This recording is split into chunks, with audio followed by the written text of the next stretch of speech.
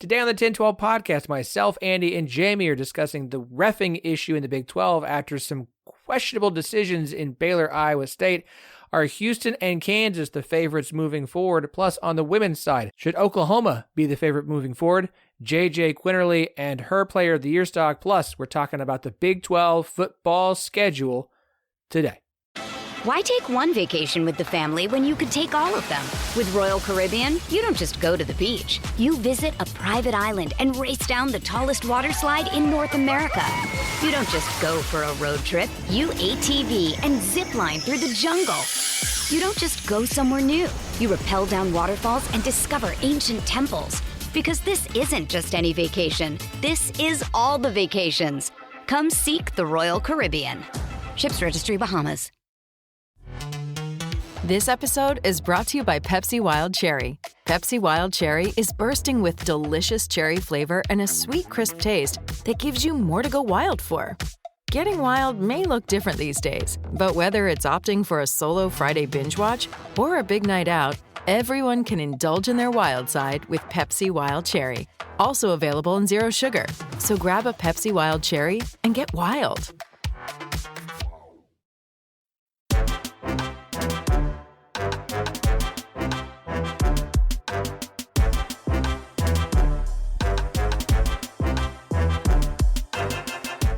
Welcome to the 10-12, the podcast that covers all 14 teams in the Big 12 Conference plus Colorado, Arizona, Arizona State, and Utah. We are the flagship show of the 10-12 Network. Find every show on the network at 1012network.com. Don't forget, we've got a show for every school currently in the Big 12 except for Oklahoma.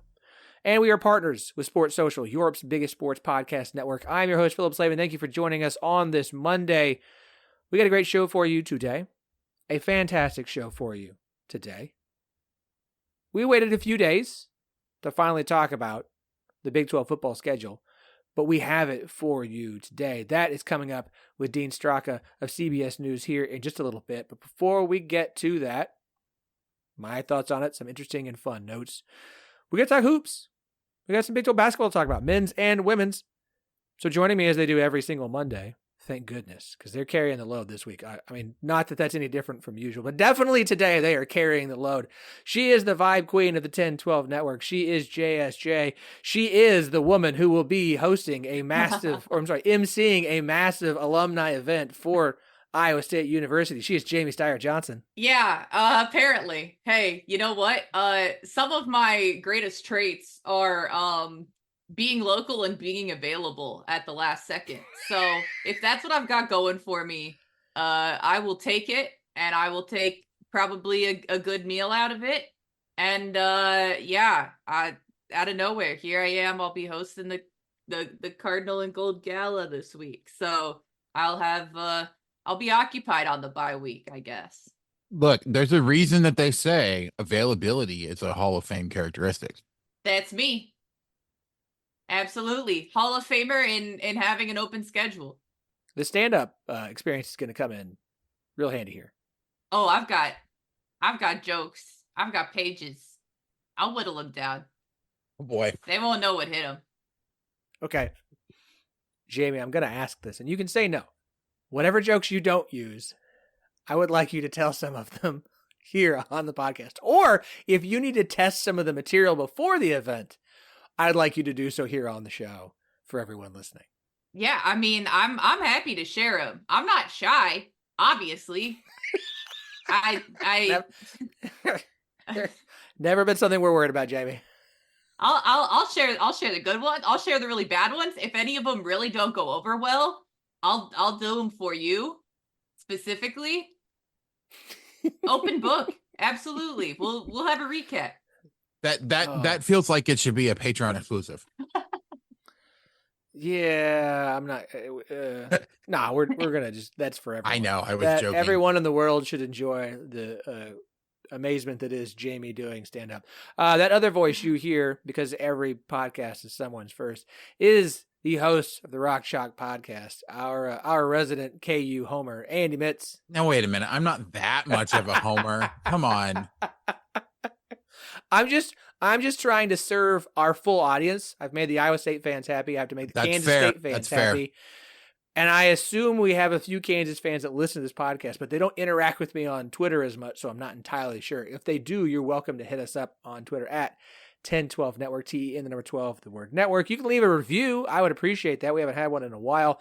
Especially if you're on iTunes, that's where reviews do the most help. Otherwise, leave us 5 stars. We would greatly appreciate it.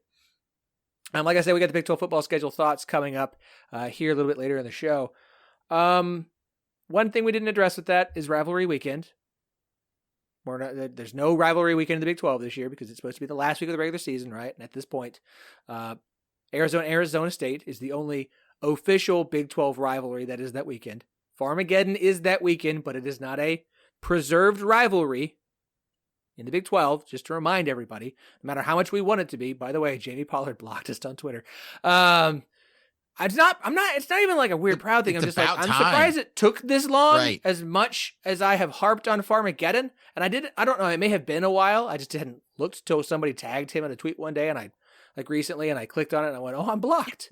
I don't know anybody else who's blocked us. No, it's funny because Wide Right Natty Light and I were talking in our Iowa State preview before last weekend's Iowa State game about how it's been 13 years and they hadn't been blocked yet. And then literally the next day after the episode drops, they're blocked.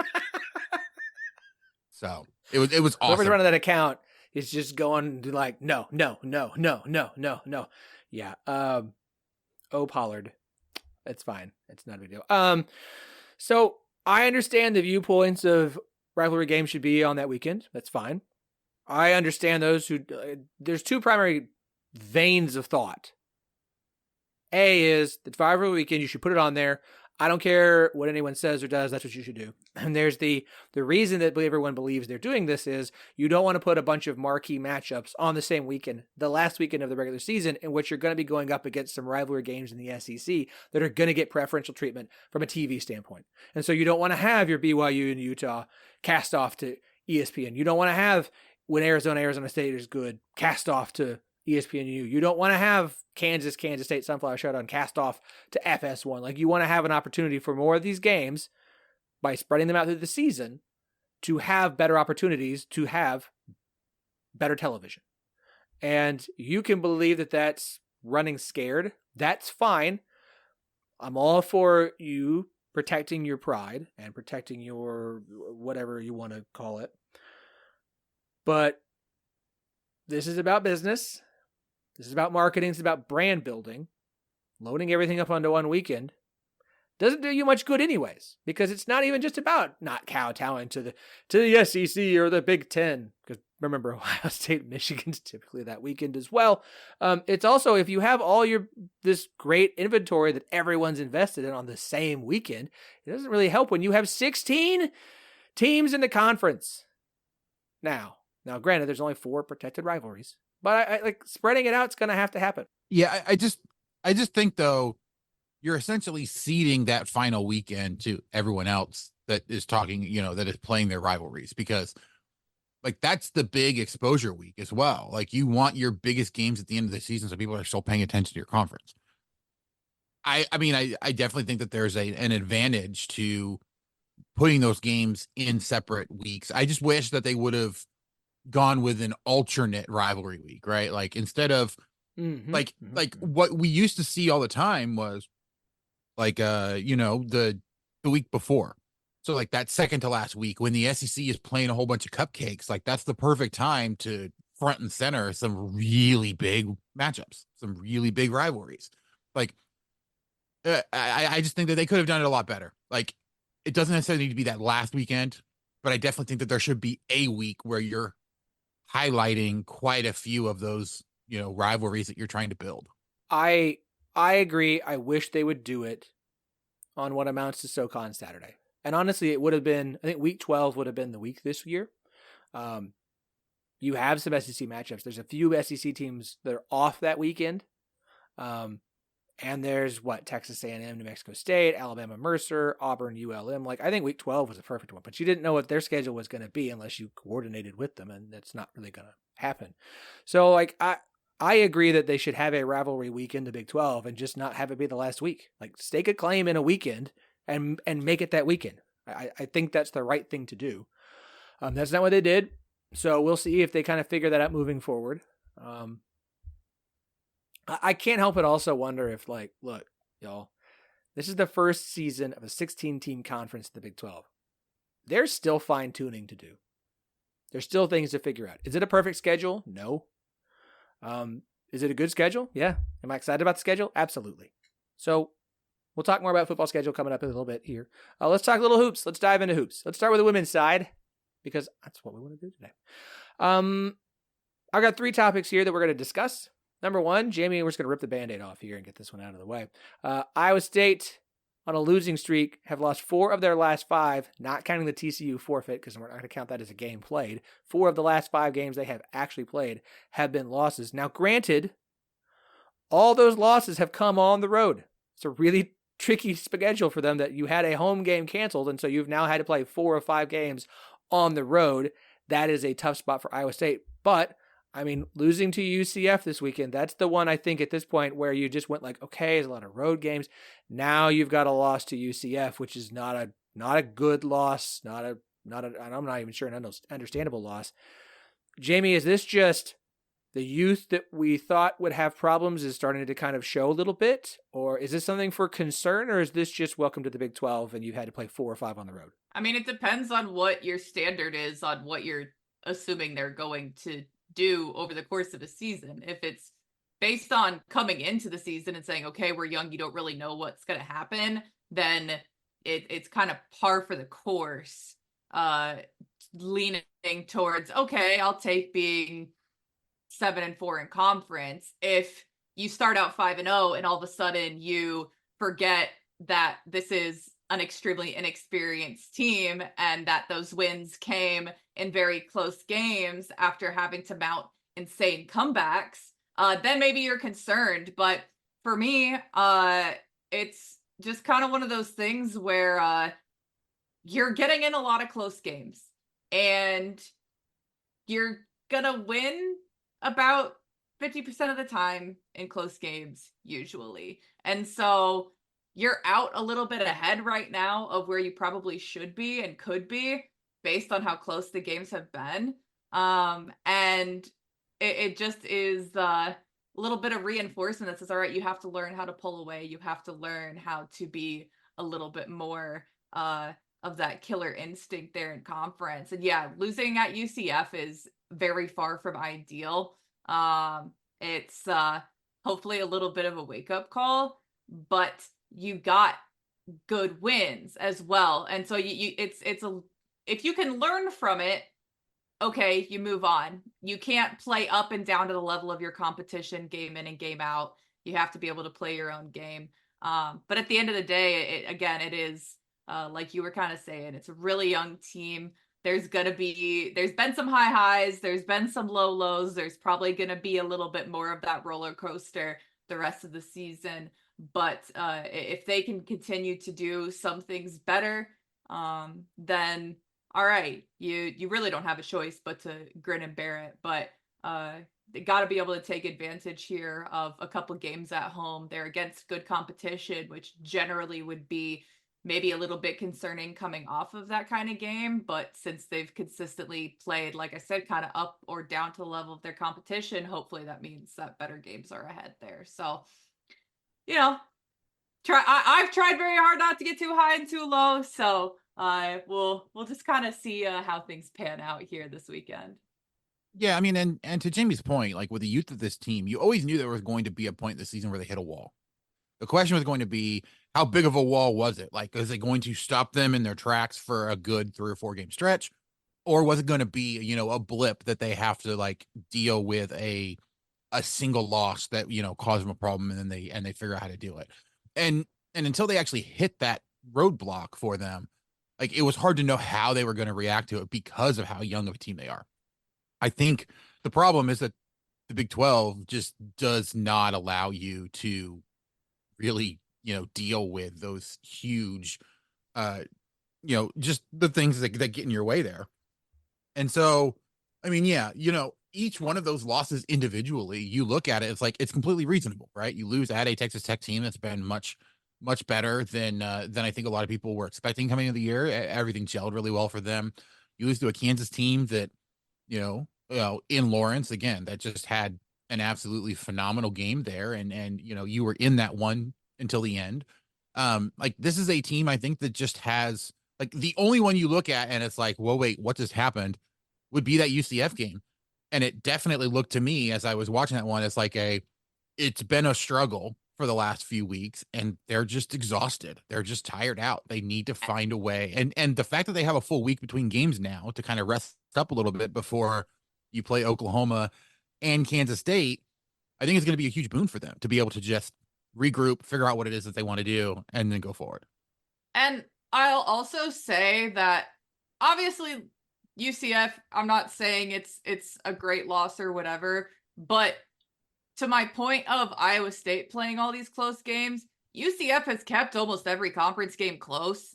So at some point, they were probably going to win one of those two. And so when you come up against another team that plays basically nothing but close games, yeah, it sort of tracks that that's the one that they'd get. So I wouldn't be surprised to see them snag another one, because if Caitlin Peterson can make plays that aren't just her scoring and set up her teammates the way she did there, I think there's other teams that could struggle with that too. But yeah, the close games are not good for my heart, first of all, and just not good for securing wins in general anyway. Like you got to learn how to win and win convincingly, and that'll come with time.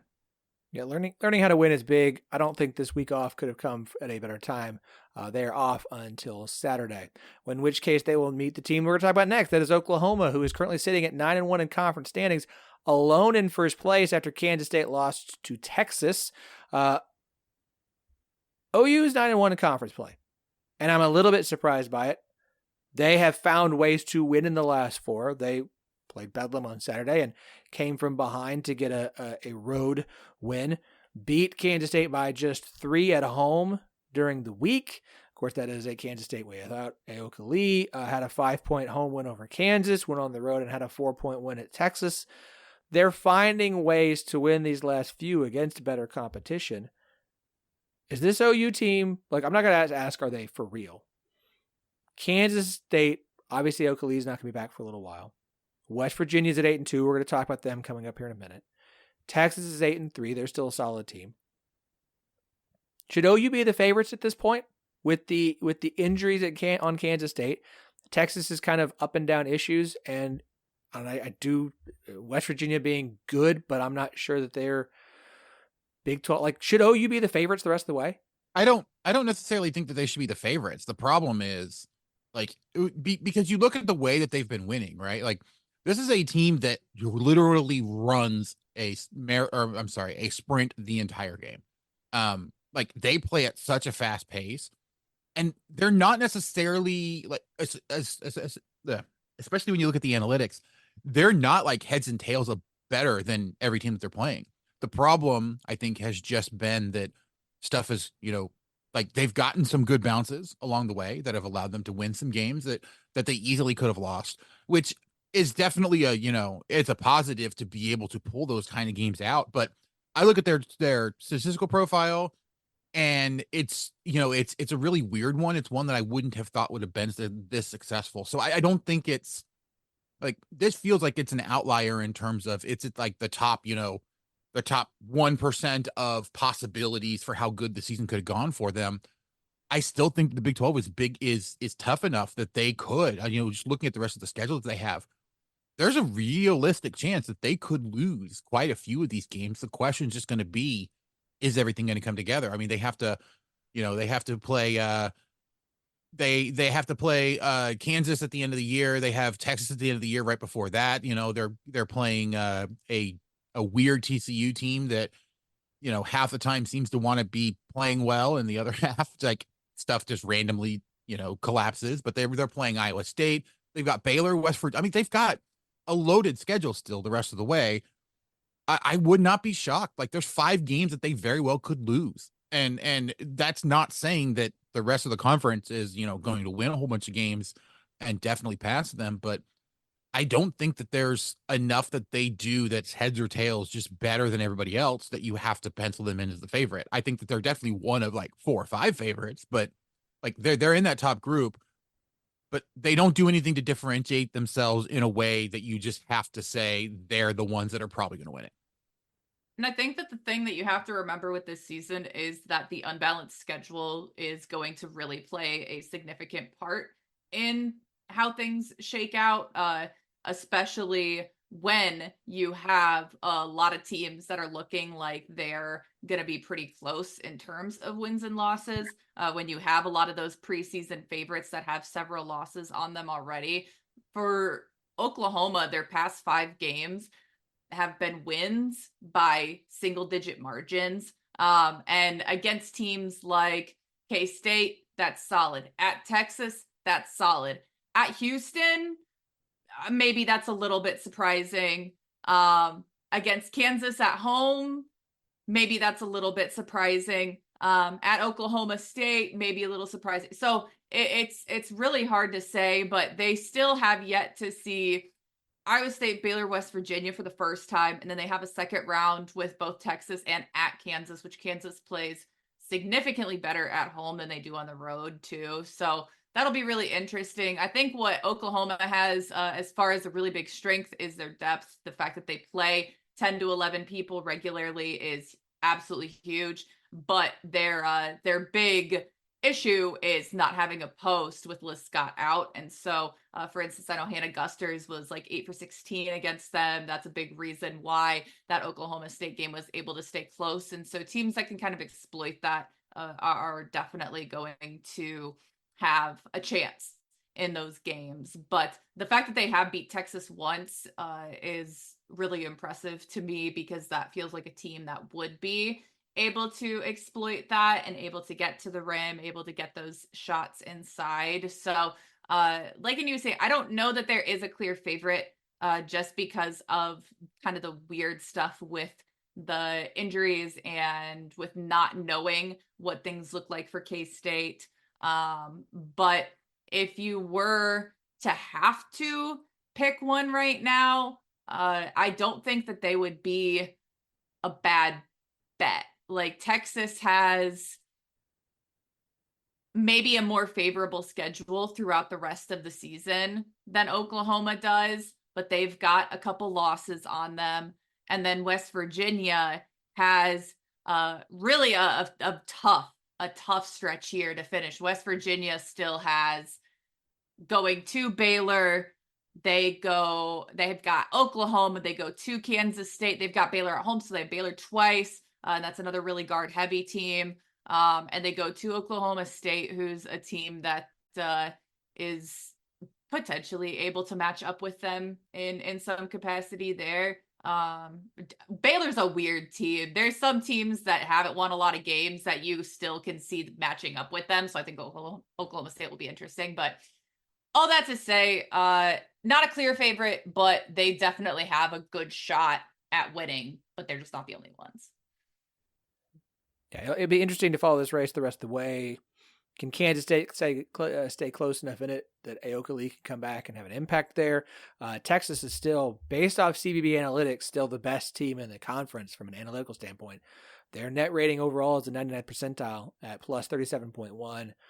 Offensive rating is 98th percentile. Defensive rating is 98th percentile. Like, they're still technically the best team in the Big 12. They've just been, the injuries have obviously had an issue. And then in West Virginia, like, that schedule down the stretch is tough. And that's what leads me to West Virginia, who's on a 6-game win streak. They're sitting alone in third, a game back from Kansas State, or half a game back from Kansas State, a game back from Oklahoma.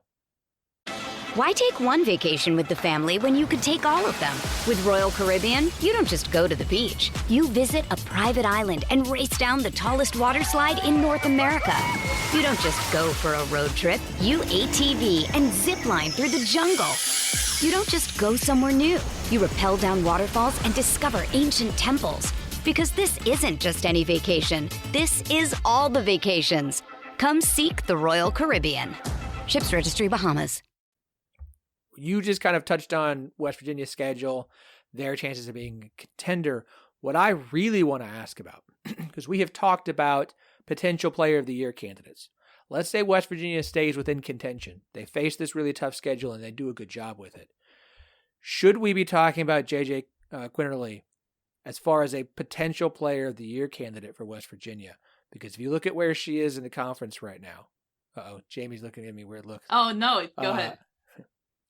Fourth in points in conference play, fourth in points per game at 19.5, second in total points, fifth in free throws made, sixth in free throw percentile, ninth in field goal percentage, and first in steals per game at 3.3. Like, she's having a very good year for West Virginia in a team that's kind of on the rise, but still kind of quiet as far as conversations about the Big 12. With Ayoka having the injury she has, Oklahoma seeming more like a really good roster overall. Should we have a conversation about Quinerly, or do you think that we're going to have to see more from this West Virginia team and her for her to join the conversation? Oh, I mean, if she's not in the conversation, you're just not paying attention. That's all that my look was. Like, unquestionably, she is. I look really heavily at in-conference statistics when you're talking about player of the year and conference awards, because especially in the Big 12, the non-conference schedules are so wildly varied that you can look at it and say, okay, overall, is the impact lining up with their conference impact? Is that kind of going to be the same throughout the non-conference? But the conference season matters a lot more, and it's a lot more even of footing. In conference play, JJ Quinerly is fourth in the league in scoring. She is, like you said, she's first in the league in assists, and it's not close. The top three all come from West Virginia, which is really unreal. Wait, are you talking about steals? Yeah. Okay, you said assists, and that's where I was a little confused.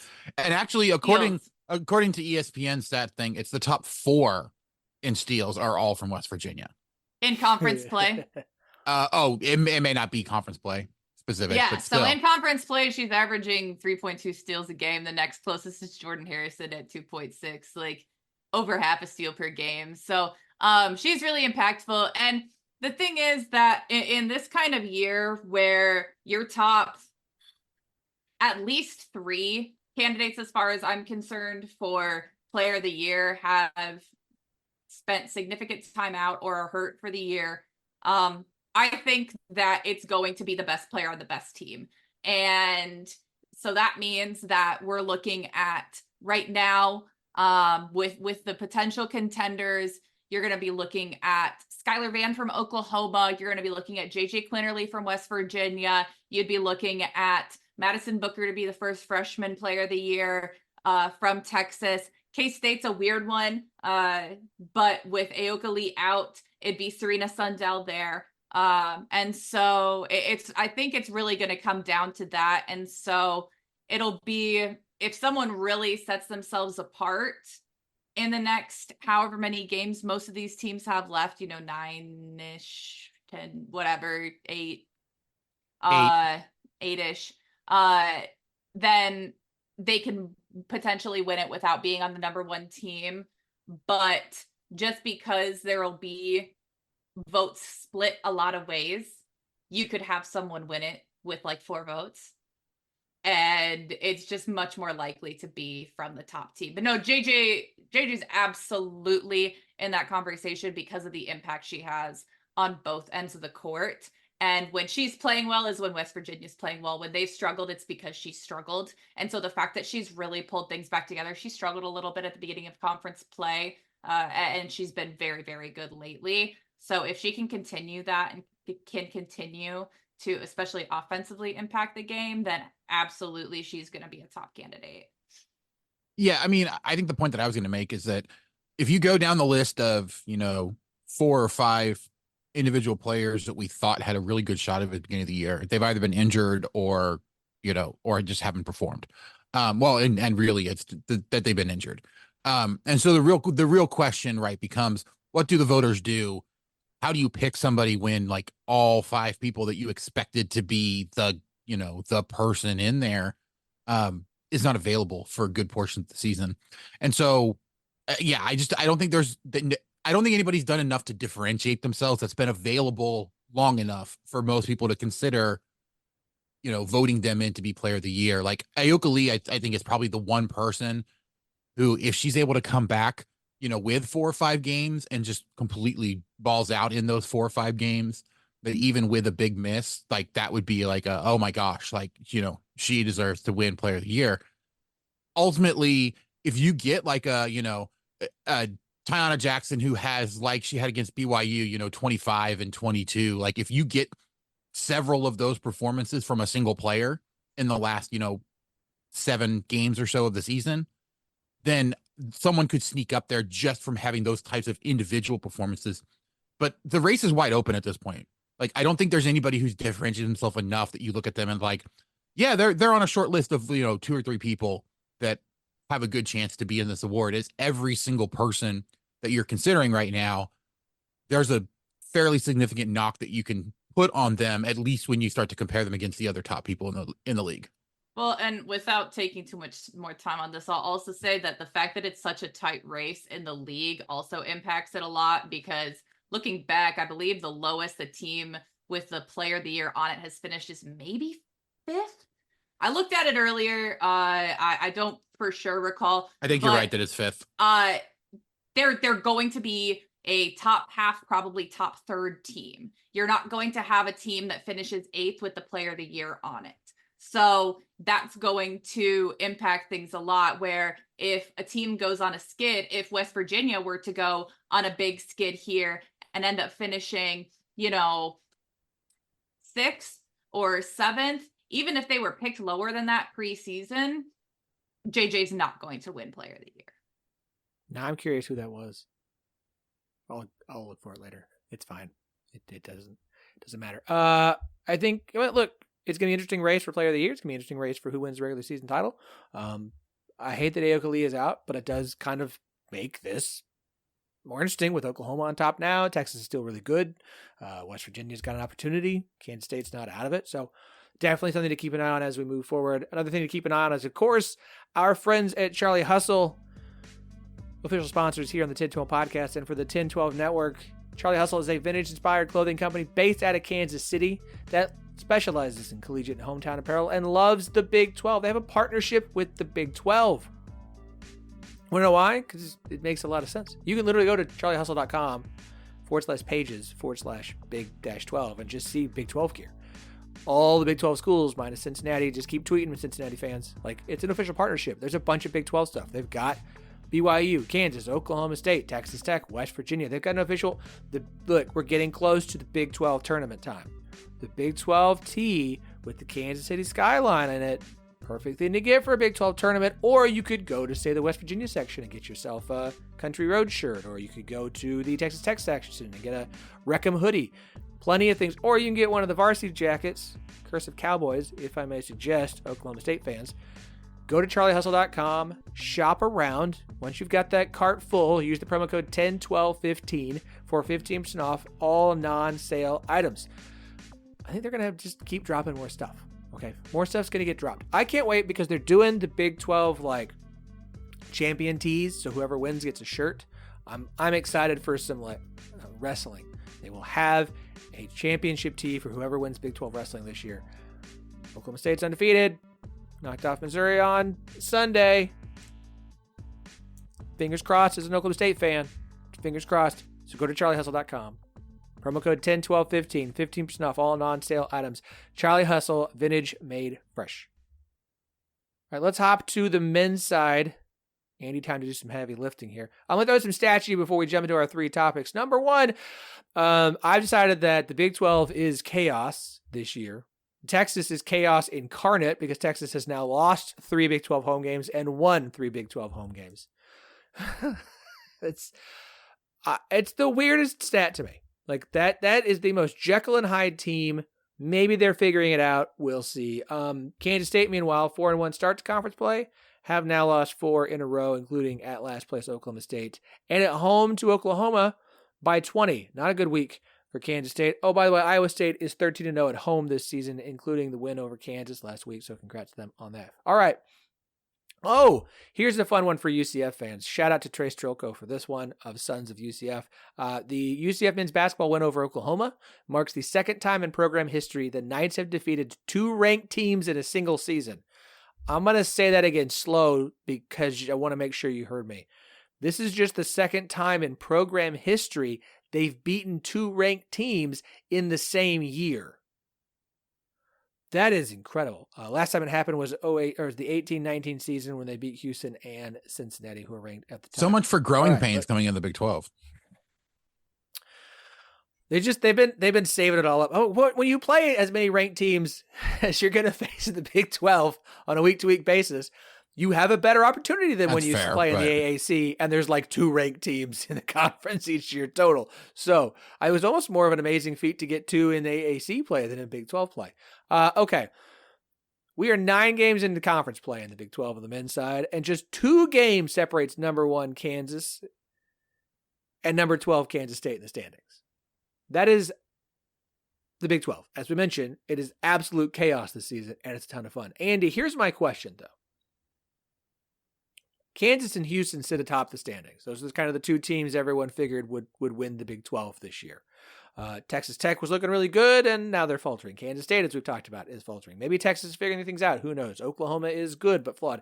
Everyone in this conference is flawed. But the 2 teams we kind of figured would be dueling it out for the conference face off on Saturday. Kansas won emphatically.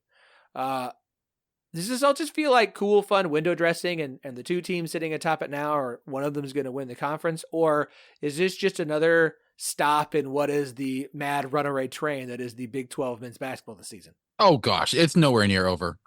Look, I mean, I think everybody expected Kansas to get back to this point at some point this season because they always have a slump in the middle of January or like late January or early February and then somehow get it turned around. But there are plenty of other good teams.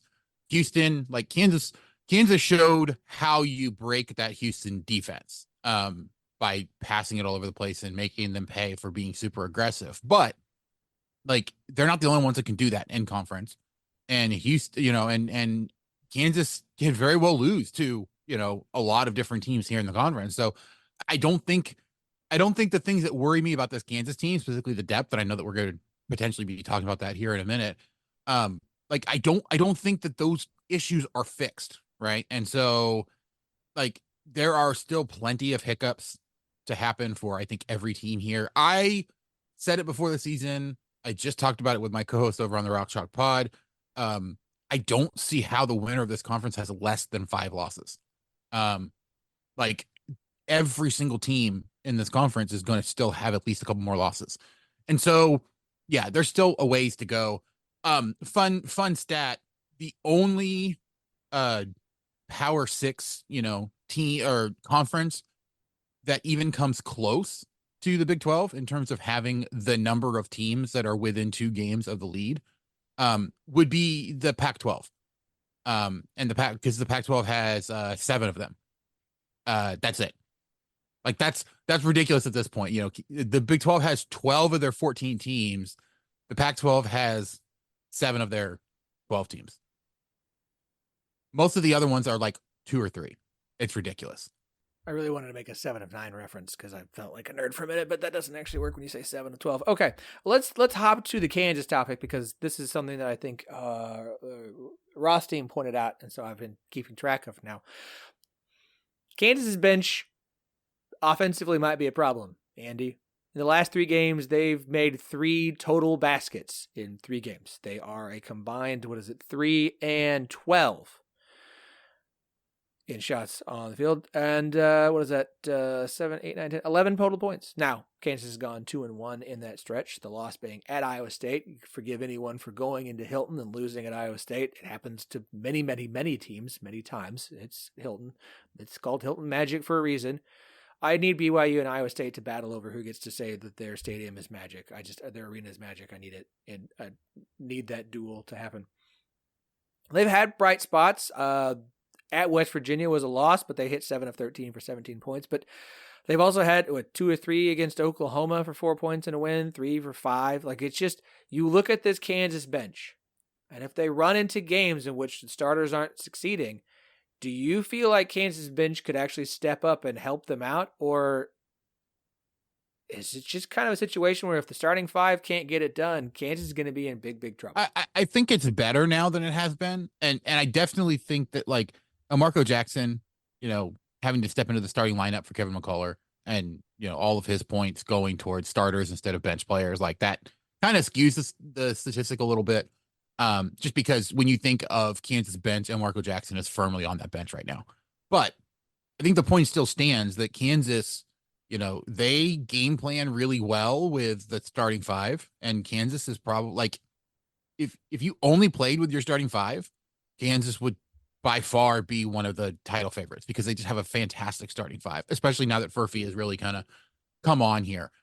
But the problem, of course, is that you don't get to just play five players. You have a bench that can really affect the outcome of the game. The problem, or I should say, the thing that I take some solace in as a Kansas fan, and that Bill Self has already mentioned, when you get to the point of the season where people really care, right? Like the NCAA tournament, you do have a lot longer timeouts. You have, many more breaks, like half times longer. Depth issues aren't necessarily as big of a deal unless you get into foul trouble. And Kansas has actually done a fairly good job of staying out of foul trouble for the most part, with the exception of Johnny Furphy. For whatever reason, he can't play defense without the refs thinking that they need to call a foul. A lot of them are deserved, but not all of them are. But anyway, I just think that this is a Kansas team that, while the margin of error is a lot smaller than it normally is, I still think they're just as talented. And you got some big minutes from Parker Brown, against Houston, and he did that in the last few games as well. I think the real issue for the Jayhawks has been they don't have a standard two, the loss of Arterio Morris, which again, that was a completely, potentially foreseeable situation that Kansas put themselves in. But the fact is that they don't have the player that they expected to have there. And Nick Timberlake, who has transferred in, has not been the 3-point sharpshooter that you expected. Like, those are two guys that you would have expected to have that extra depth with. You would expect to be big contributors, and you just don't have them. So yeah, I think depth is a concern, but I don't think it's a big enough concern as we've seen with how good this offense can be, and how good this team can be with just those five starters. I think the bigger issue is just defensively, because you can't play the kind of defense that Bill Self wants to play if you don't have the bodies to rotate it and out to keep people fresh. All right. I have avoided this topic for a while because I get tired of hearing people complain about the refs all the time. Like, it is fun to make fun. It's fun to be mad at the refs. It is. And I think fans always like it. Like, of course, the refs screwed you. There was a call you didn't like. They didn't make a call here. And I have had plenty of opportunities and times as a fan where I'm like, okay, y'all, let's. We all make jokes about, fouls at Kansas. But after Saturday's game between Baylor and Iowa State, like, we've reached a boiling point here in the Big 12, where the best men's basketball conference in the country has a ref problem. 48 fouls called in a 40-minute game. That's more than a foul a minute. That includes Scott Drew getting ejected for merely stepping outside the coach's box in a situation where it made zero sense whatsoever. And I still keep going back to it, watching it, and saying, do you know how much? And I understand, like, look, I understand what other coaches at other places do. Every situation is different. Fine. He got ejected. Then the bench, like, seconds later, got assessed a technical foul as well. That led to 8 free throws for Iowa State. Was part of a 20-0 run that it's really hard not to look at and say, like, wasn't impacted specifically by the refs in a game that Baylor should have won more comfortably. Games are being impacted in the Big 12 by the refs. Games are always impacted. I get it. Refs have an impact. That's fine. But this has become a consistent and consensus problem across all Big 12 fan bases. If there's an issue in the Big 12 right now, where the refs are making, I don't want to say that they're making it about themselves. Part of me wants to, but I'm not going to. I don't know what's going on here. But when fans are saying this across the board, and not just about their own teams to complain about what happened to them, are saying it everywhere. And Big 12 fans are very basketball smart. Okay? When you have the best basketball conference in the country, you tend to be fairly decent at paying attention and watching and caring and understanding what is and isn't a foul. I understand some fouls are subjective. I don't know if there is a concerted effort by the conference to try and crack down on certain things, and this is how it's coming across. I don't know if you've hired some refs, and I understand it's really hard to hire refs. Nobody wants to be a ref. It's an awful, thankless, horrible job. I don't know what's going on, but we have reached a boiling over point of, I'm not going to call the conference unwatchable. It's the best conference in the country. You're going to watch these games, whether you like it or not. But they are, but they are having an impact that is upsetting and is impacting the best basketball product on the court. And it's so bad. I mean, it's so bad on the women's side too. Like, I'm so sick of talking about refs. I'm so sick of talking about officiating. But when's the last time you watched a game and you could talk about the end product and the end result without being forced to acknowledge some impact that an official had on a game? And most of the time, they're making bad calls on both sides of the floor. Like, I mean, obviously, I watched the Iowa State Baylor game. That was insane. It was one of the craziest things I've ever seen. Iowa State benefited from a lot of good things. And then at the end, that was an error. Like, Iowa State should have had 2 seconds on the clock at the end, too. When you're reviewing, you don't go back to when we blew the whistle. That it screws everyone. You don't get to just talk about the product that's on the court. You are forced to discuss the impact that these officials have. And to me, there's a lot of issues with it, but one of the biggest to me is simply the inconsistency. And it's not that different officials call games different ways. It's that the same people within the same game are wildly inconsistent with what and when they call certain things. At this point, we know that officiating is not as good as it used to be. We know it's tough to find officials. That's fine. But you can't just decide that you're going to quit calling certain fouls because one team does it a lot and that doesn't seem right. You have to call what's in front of you.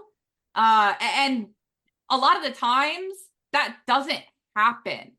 It can't be that throughout the course of a game, you simply do not know what is and is not a foul. If it's from one game to another, even, you can kind of figure that out and say, okay, they're calling it tighter in this game. Okay, they're letting us play in this game. But when it's quarter to quarter, minute to minute, that is no way to play a game. And frankly, it's not even that surprising when you can flip on the TV and an official that was doing our game in Iowa on one night on a Wednesday night is across the country the next day, and it's even worse on the weekends. You can have someone who was doing a Pac-12 game on Friday night in Iowa Saturday morning and back across the country to the SEC on Sunday. Like, they're doing too many games. They clearly cannot handle it. The Big 12, I don't know if they don't pay as much as other conferences, but they're not getting the best people there. Across the board, it is abysmal. It is making it impossible to enjoy it. It's making it impossible to talk about without having well, I don't want to be that guy, but I really don't. I don't want to talk about it, but you don't have a choice. And I'm so sick of it. I will say, I think that there's a few things that are kind of all coming together to make this year both seem and actually be worse than it usually is. Like, the fact that they're overworked, that's been an issue for, I don't know, like 10, 15 years, like where you a growing issue that's getting worse. And yeah, I mean, it's definitely getting worse, but it's been an issue that's been there. I think what you saw this year, the changes that they tried to institute for block charge calls this year, they were talking about it and they sounded great, but I was extremely skeptical during Big 12 media days that they would consistently be able to do it throughout the entire season. And I think that they've pretty much reverted back to, the way it was before. Like, there's a few instances now where, some things that wouldn't have been, or that would have been called offensive fouls before are not, like the blatant ones. But a lot of the ones where, players are playing defense and sliding their feet and running with a guy are still getting called as fouls against the defense, where they were explicitly asked at Big 12 Media Days if this type of play would be a foul. And they're like, yeah, there's no way. And so like what we have seen, I think, is that more and more the officials are being affected by home crowds being upset about calls. They're being affected, or they're waiting too long to take control of games. They're letting teams be a lot more physical because that's the way that the block charge rules tend to trend it. But like Houston, Kansas was a perfect example of just how badly they are, or how badly they've mismanaged games. Kansas and Houston, in the first 10 minutes of the game, I was tallying it. It was like in any other game, things that would have been called fouls based off of the amount of contact, the fact that guys were just blatantly running into each other, for no good reason. There should have been like 30 something calls in the first 10 minutes of Kansas Houston. They were playing that physical. They called 3, I think. Like it was to the point where players were getting hacked and hit in the shoulders and just like pulled all over the place, and they weren't calling anything. And the players adjusted to it. But then you get into the second half, and like Jamie was saying, then they start calling every little thing until the players finally adjust again. They shouldn't be having to adjust to officiating that often.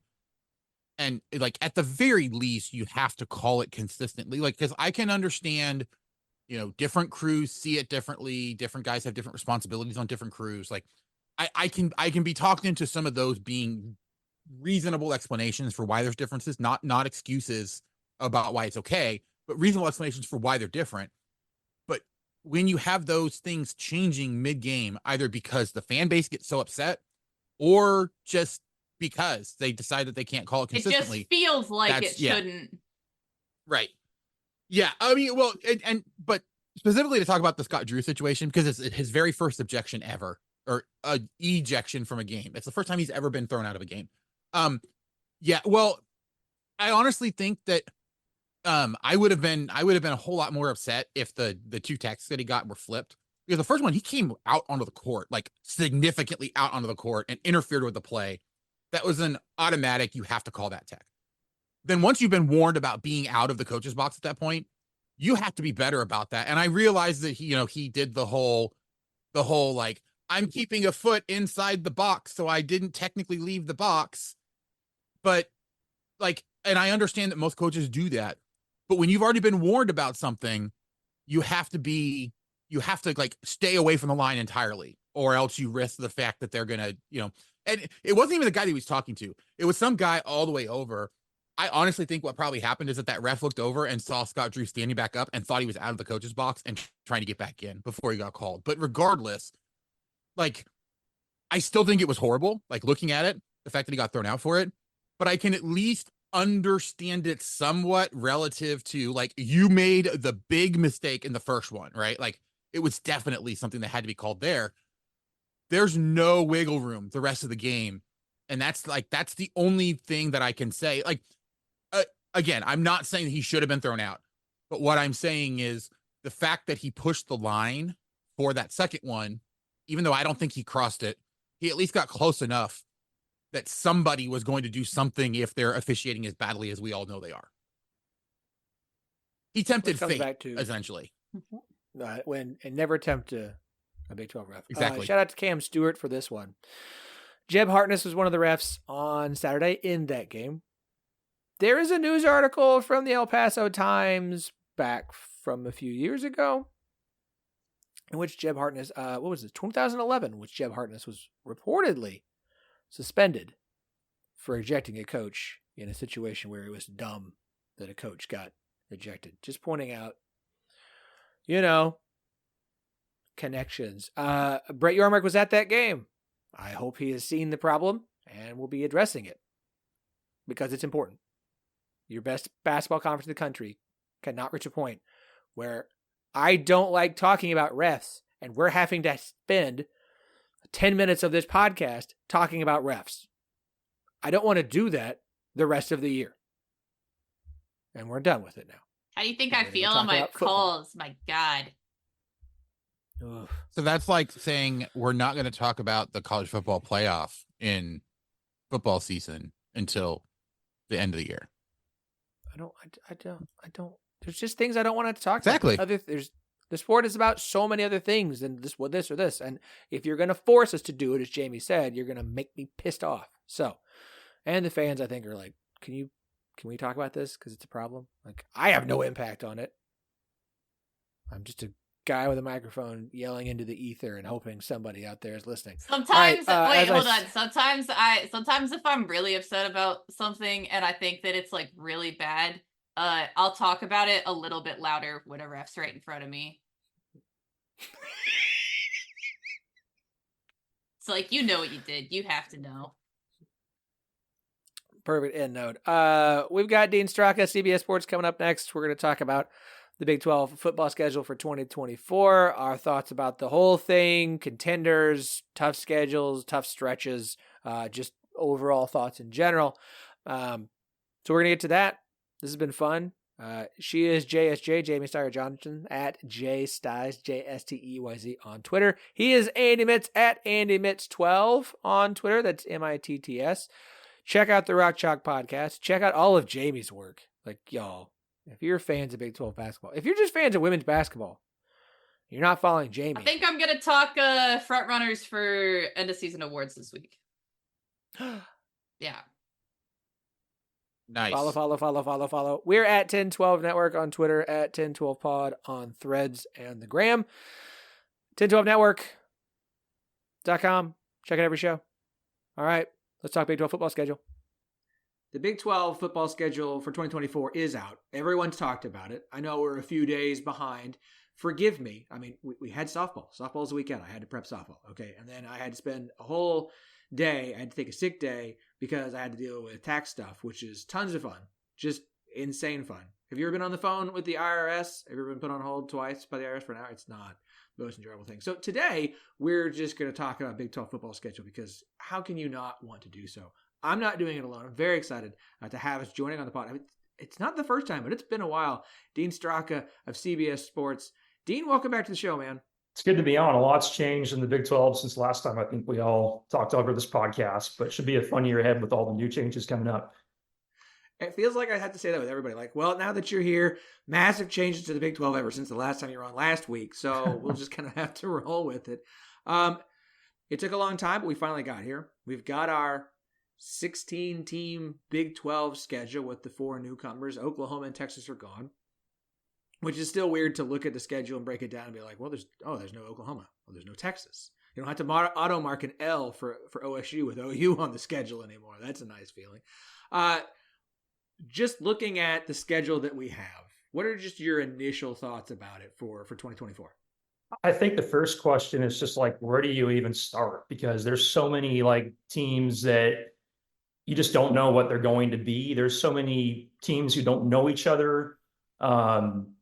There's not everybody has a round robin even close to it this year. There's so much like disparity of who faces who in a sense, but also that creates a lot of excitement over, which path is going to be the easiest and who might have an extra edge in getting to Arlington. So it's a blender, but it's also very exciting just to see how much like parity and balance there could be. And the fact that, if you win the conference, you effectively, you're in the playoff and you're probably getting a bye in all likelihood. So it's, fun to think about how it's all going to pan out, but it's just, there's so many paths you can take about, okay, this team is going to be good. This team won't. Like, it's just a total toss up, but that's the Big 12 always is. And it'll be again this year.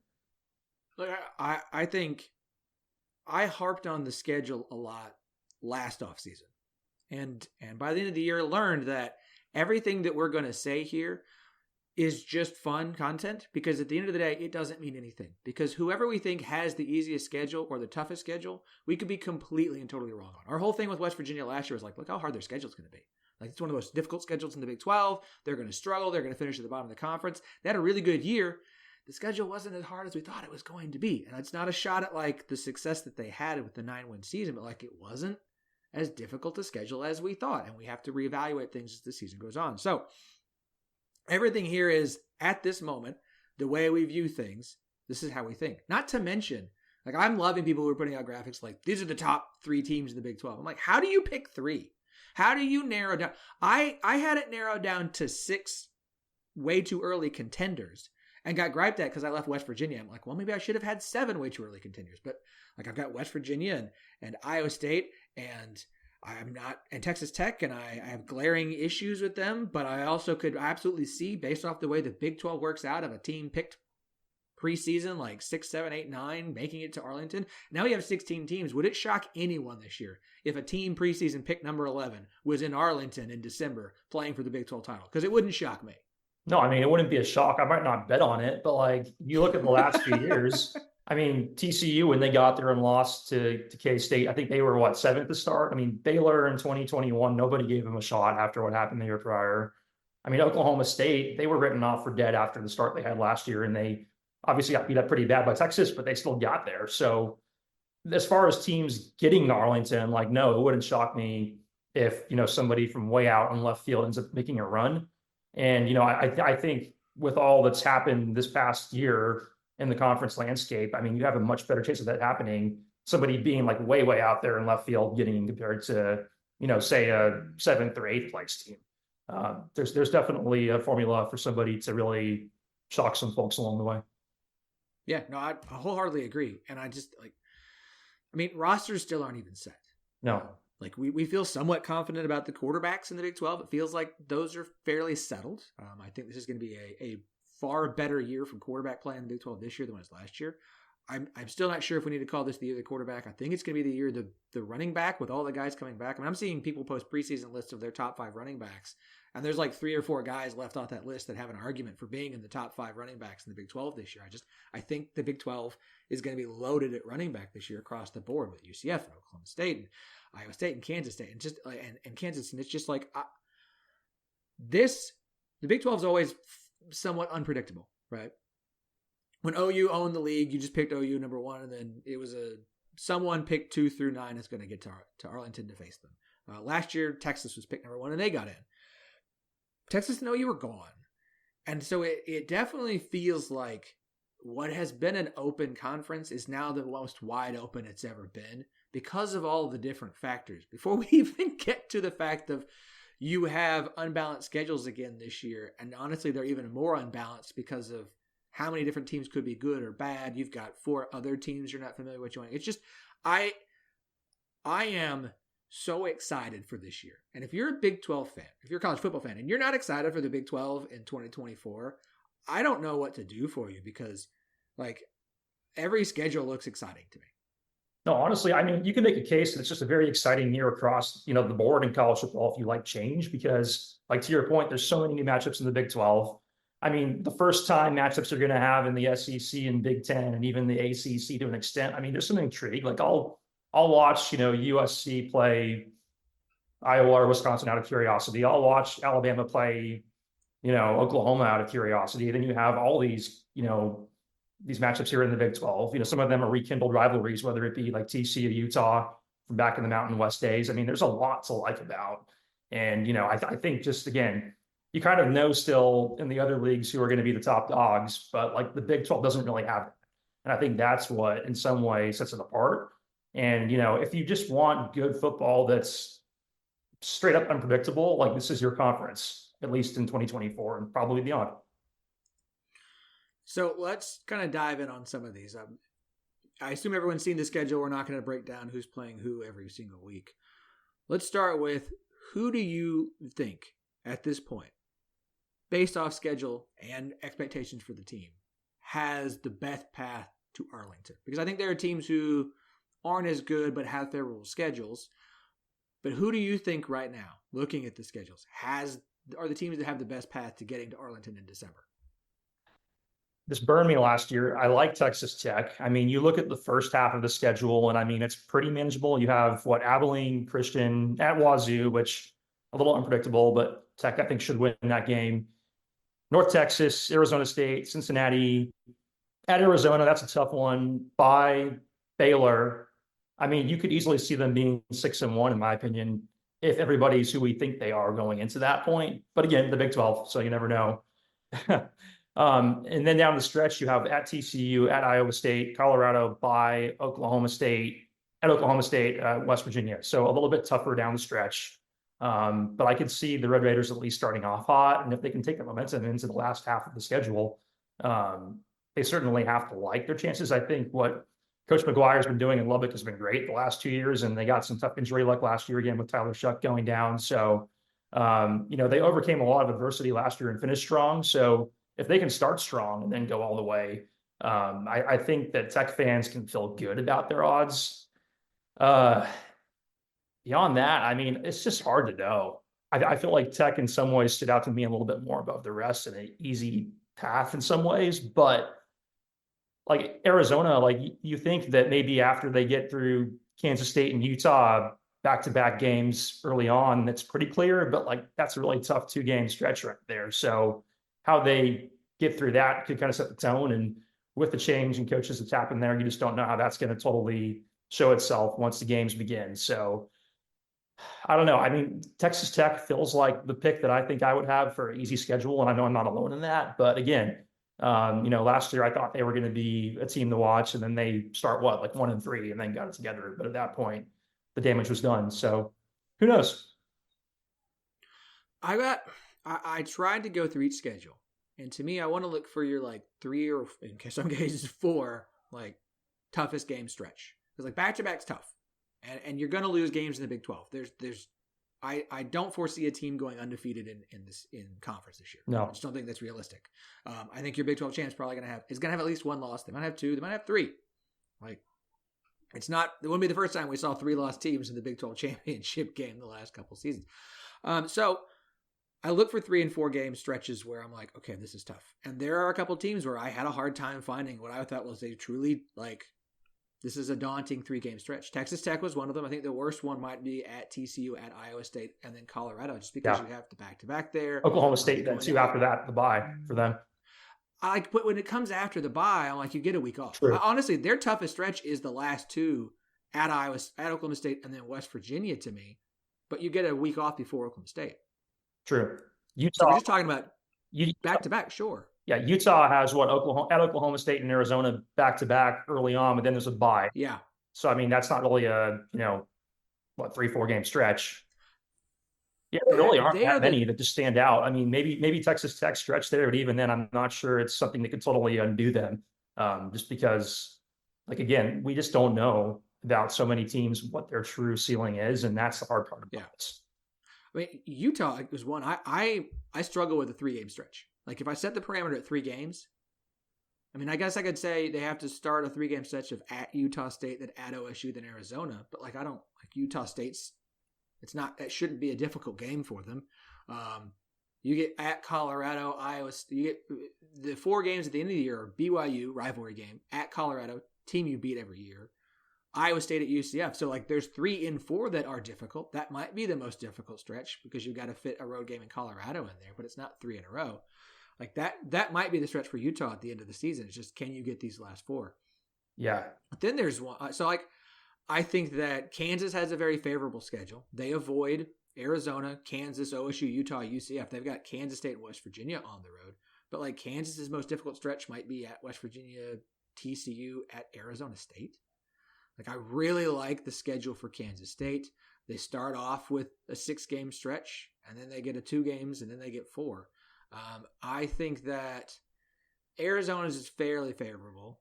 I think UCF has a fairly favorable schedule as well. If you look at their toughest stretch is what? They have to go, Colorado, they have to go to Florida for non-conference, and Florida's having all kinds of problems lately. I mean, Cincinnati at Iowa State, I mean, like nothing that could undo their Big 12 chances. Like, I don't think they really have a tough, like, all Big 12 slate necessarily right there. I mean, with the buys factored in. And then, like, you look down, like Colorado and Houston actually have some tough slates. But again, like, are they going to even contend for the Big 12? I'm not sure. I mean, Colorado has, Texas Tech, Utah, Kansas, Oklahoma State, consecutive games to end the year. Then Houston has a stretch of Kansas, Utah, Kansas State at Arizona. But that might not matter when it comes to the actual Big 12 race at that point. Yeah, I think UCF's got everyone. We can talk about most difficult stretches because, man, you mentioned it for Houston. At Kansas, Utah, Kansas State, 3 games is tough. Iowa State. We can talk about how good or bad Cincinnati is, but at Kansas, Cincinnati, at Utah, Kansas State for your last 4 games of the season. Yeah. They end the season with 5 games. They're one of the only teams that have 5 straight to end the year because their first bye comes all the way week 2. Texas Tech, at Kansas, Cincinnati, at Utah, Kansas State. That is a difficult 5-game stretch to end the year, especially when you're going to go to Utah and go to Kansas. And you have to end the season. Now it's at home, but with Farmageddon, that's a pretty tough 5-game stretch. And it's one of the reasons I have Iowa State as a dark horse for this year and not as a contender. Kansas, the one thing there, I'm curious how, Iowa State rather, but the Kansas game, that game's going to be at Arrowhead Stadium too, with the construction going on. So you wonder how that'll kind of impact the fan attendance. Maybe it'll be kind of a neutral site, filling game because you're not that far from either fan base at all, really. Obviously, you'd think the KU would have the edge because you're right there around the corner. But Iowa State fans can show up to that game. And then even back to back to some other quirks, like the Kansas State schedule, they had Arizona early, but that's a non-conference game too, because they already had the game set and then realignment happened. So kind of adding into K-State's favorable schedule on the other hand. There's a lot of weird quirks that will take some getting used to this year, but makes it all much more fun. Yeah, no, I agree. TCU has a stretch of 4 games of at Utah, Texas Tech, at Baylor, Oklahoma State. So you got to go to Utah, which is going to be tough. Mm-hmm. You get back-to-back. Texas Tech, technically not a rivalry, but it's still an in-state, we'll air quote rivalry. Then you get an actual rivalry game on the road. I don't care how good or bad Baylor is. That's always a tough rivalry game. And then you got to play Oklahoma State. Now, you've got a good record against Oklahoma State and you get them at home, but it's still that is a 4-game stretch that is tough. Well, TCU has 11 power opponents this year. I mean, I know SMU's nothing new, but still, they don't have many. Can we air quote SMU? Well, and look, I thought that you get UCF at SMU at Kansas as a 3 games early in the season. It is a rivalry game on the road, even if it's not that far away. It's not the easiest 3-game stretch early in the season. No, I mean they've been close. The games have been close. Last what? Well, I guess not last year, but 2022. I mean, it was still close till the end. TCU got off to a good start, then SMU kind of worked its way back. The year prior, obviously SMU won in Fort Worth, and 2 years before that, there wasn't a game in 2020. SMU won in Fort Worth. So it's not a game anymore that's a gimme by any means. I mean, I'll say I was a little surprised how easy it came for TCU last year in some ways. I think that SMU has a lot of things going for them. But again, going from what they've had in the, AAC to now the ACC, how are they going to handle that? Who the heck knows? But I'll stop there when it comes to SMU talk right now. 2 of the most difficult stretches, I think, in conference play this year are Oklahoma State has 3 games to start conference play. They've got to face Utah, go to Kansas State, and then face West Virginia. That is having to start Big 12 play with Utah and Kansas State back-to-back, with the second one being on the road. That might be the meanest thing the Big 12 schedulers did to anyone, is putting the 2 most arguably physical and brutal teams in back-to-back weeks. And then you go place a West Virginia team who I think will still be pretty spicy. It is a front-loaded schedule for OSU, but if they make it through those 3 weeks at 2-1 at worst, you got to feel real good as an OSU fan with a bye coming up to try and lick your wounds and heal up. If you were going to Morgantown, that'd be something else. Oh, man, that'd be brutal. I'll say West Virginia, they're going to be maybe a little bit beat up because they have Penn State week 1 and they have their backyard brawl week 3 and then Kansas. So they have some, tough games. But then they have a bye also right before that game. So they have a rest, I guess. So who knows? It's definitely a game where you could see it going either way, given what happens. I'm glad you mentioned West Virginia. They get 3 4-game sets, which looks nice. They also play 11 Power 5. They do. 11 real Power 5, not SMU, now a Power 5 by name only. West Virginia has, to me, the most difficult stretch of games right smack in the middle of the season. They come off of an idle week. They go to Oklahoma State. Then they face Iowa State, Kansas State, and then go to Arizona. I don't think anyone has based off of preseason expectations, a more difficult 4-game stretch in the Big 12. That is the make or break their season stretch right there.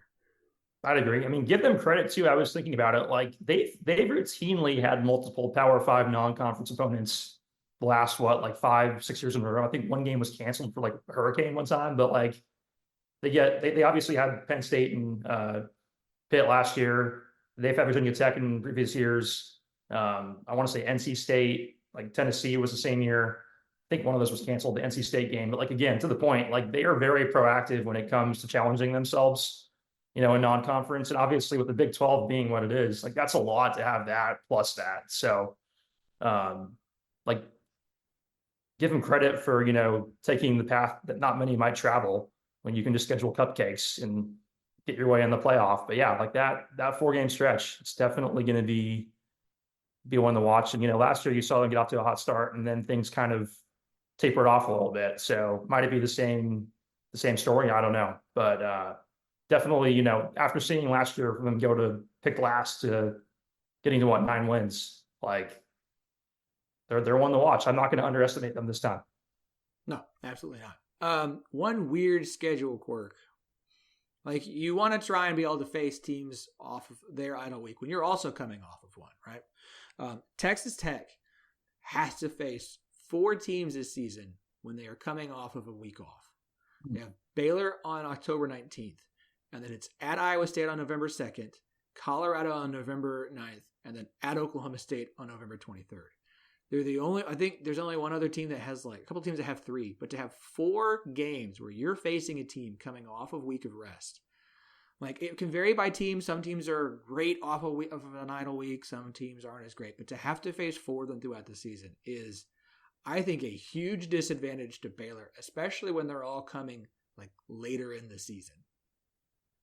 Yeah, no, I mean, that's something that you think about really off the top of your head. And it's hard to kind of, I guess, see it on the matrix that we have in front of us with all the grids. But yeah, I mean, has that ever happened before lately? I can't even think of something. And again, I haven't monitored it, but like, that is a really good point that I hadn't even thought about, honestly, for somebody to have that many rest teams that they face in one year. I spent some time figuring it out. Let's just put it that way. I mean, without going back and looking previously, I don't know if anyone's ever had to do that many before. Like 2 or 3 makes sense. And like I said, there's a few teams with 3. When you have this many teams in a conference, like it's going to be tough. I think there's 3 teams that only have to face a team once. Kansas State, Baylor, and Cincinnati only face 1 team off an idle week. And they will all also be coming off the week off when that happens. So kudos to Kansas State, Baylor, and Cincinnati. The Big 12 scheduling folks did you a favor there. Not Texas Tech so much. We've gone to who we think's got a nice path to Arlington. We've gone through some of the toughest schedules in 3-game stretches.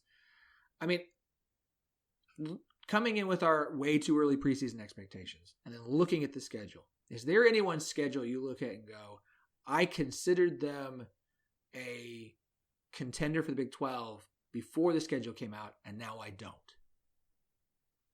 I wouldn't say that. I mean, I think to like changing expectations, I think maybe Arizona, because of the coaching change, I think we were all in on them as maybe a Big 12 favorite before Jed Fish left. And then with all of that, with all that went down there, it's like, okay, do you still have the same momentum that you had with the new coaching staff? And they did keep some good players, to their credit, but I think that is a team where it's like, okay, is it really going to match what we've said it is? And it's, understandable if there is a little bit of regression, because, year one of the coaching regime is never easy. Now, TCU obviously had their run 2 years ago under a first-year coach, but, like having, again, Kansas State and Utah, and if Texas Tech is good, in the first 3 Big 12 games, that certainly could add to the challenge. And this game is momentum so often. So I think that if you do have some hiccups early on, it's like, how do you recover? I wouldn't say that the schedule has totally just changed anybody alone in terms of my expectations. We already knew who was facing who a few months ago, so we had an idea. But yeah, I mean, again, if there were more, I guess, stretches that we could have found where it's like, okay, 4 games in a row where it could really undo you, then maybe. But I feel like for the most part, nobody's schedule was just like totally unmanageable.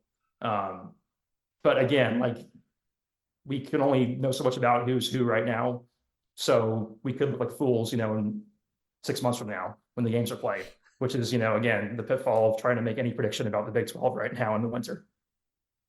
every single person who has to make predictions about the Big 12 will have egg on their face about at least one team, and that's fine. And if that fan base wants to come at us about it, you're welcome to do so. I took it from West Virginia fans. That's fine. I was wrong. I'm willing to admit it. For Arizona, I mean, look, of the 6 contenders, they play 4 of them, like 3-3 on the road. Like going to Kansas State, going to Utah, going to UCF, and so like. You got to go to Kansas State. And having Kansas State in that non-conference game on the road, I do think just makes things tougher. They have a week off between Kansas State and Utah, but you do have to go to Kansas State and go to Utah in back-to-back games, even with a week off in the middle. So I am, with the coaching change, like my expectations for Arizona are more like among the contenders than like should be auto preseason number 1. The other one would be Colorado.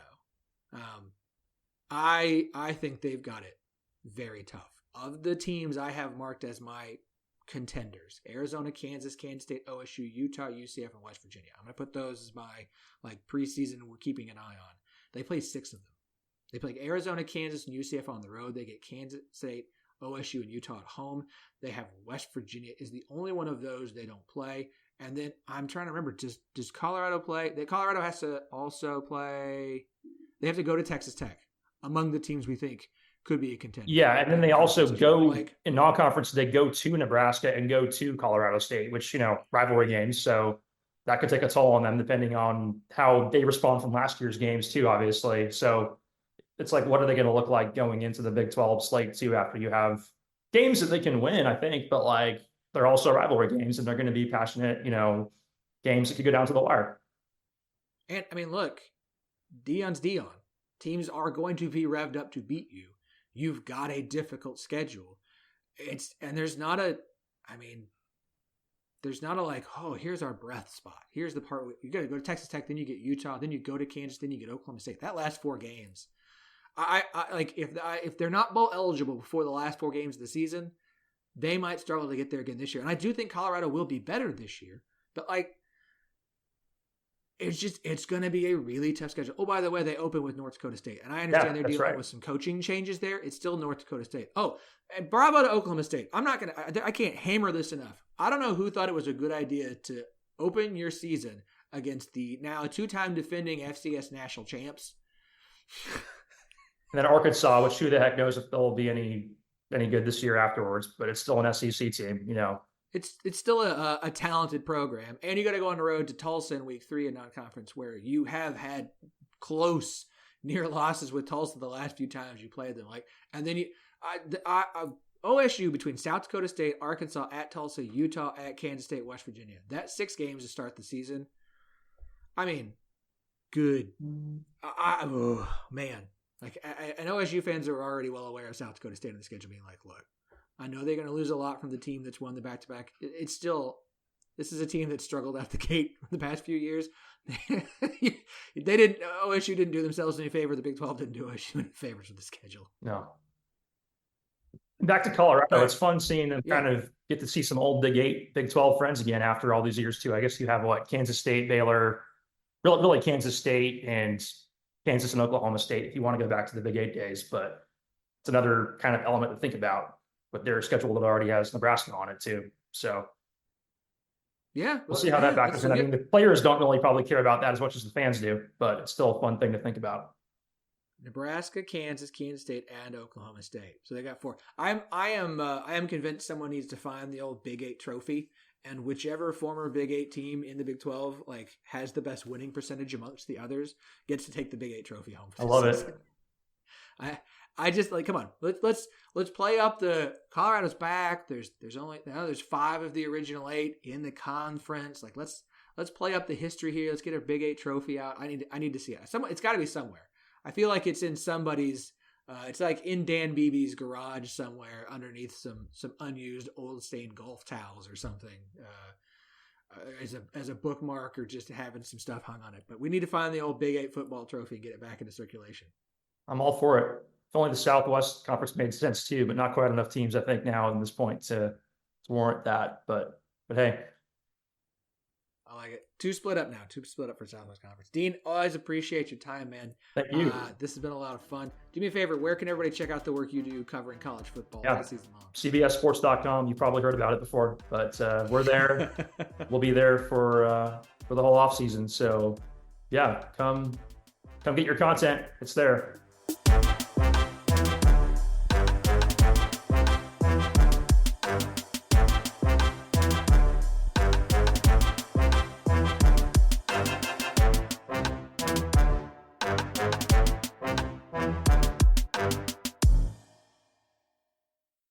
Sports Social Podcast Network.